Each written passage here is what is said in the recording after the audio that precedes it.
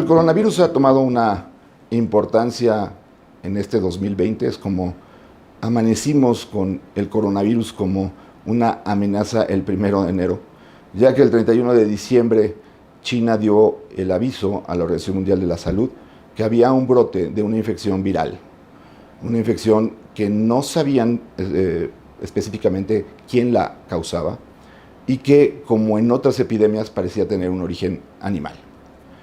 ¿Qué sabemos de los coronavirus? Son virus RNA, son estructuras muy sencillas, miden prácticamente una micra, o sea, es un microorganismo, lo cual hace que sea fácil de diseminarse de una persona a otra. El 1 de diciembre, aparentemente, según lo que podemos entender, del 2019, una persona adquirió en un mercado en donde se venden animales, ya sea para consumo alimenticio o como mascotas, un virus de coronavirus, sea de murciélago, pangolín o de reptil, aún no está bien determinado, se lo transmitió a un ser humano. El problema con este virus es que pudo ser transmitido de ese ser humano a otro ser humano. Los 4 viejos coronavirus que conocíamos producen el 15% de las gripas comunes. ¿Y por qué hablo de estos 4 coronavirus viejos y conocidos? Porque son una causa común de problemas respiratorios en el ser humano. En el 2002 apareció el primer coronavirus agresivo, se llamó SARS, también apareció en China, en la ciudad de Guangdong, y también fue transmitida por un animal, es un tipo de gato que utilizan ahí para alimentación, y produjo en ese entonces la muerte de 8,000 individuos, una mortalidad del 9%, y fue la primera gran alarma de que el coronavirus podía comportarse como un virus agresivo respiratorio.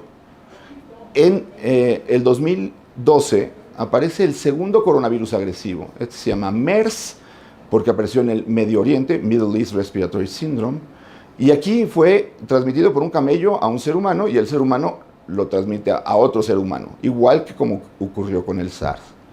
¿Cuál es la diferencia? Bueno, que este virus, en lugar de tener una mortalidad de 9%, tiene una mortalidad de 34%. Es decir, una de 3 personas que le da esta enfermedad se va a morir.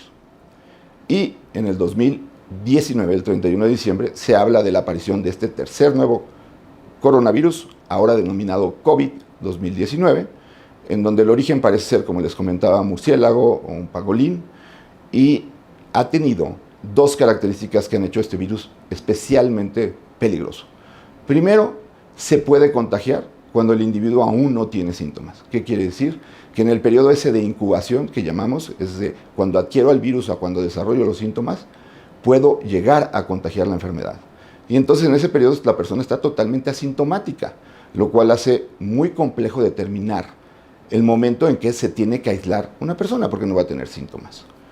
Y segundo, es un virus con una capacidad de diseminación extraordinaria.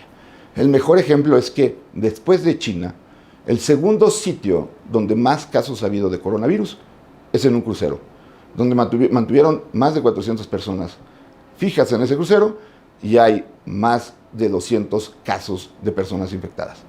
Es decir, si estoy en contacto con gente que tiene coronavirus, me voy a infectar.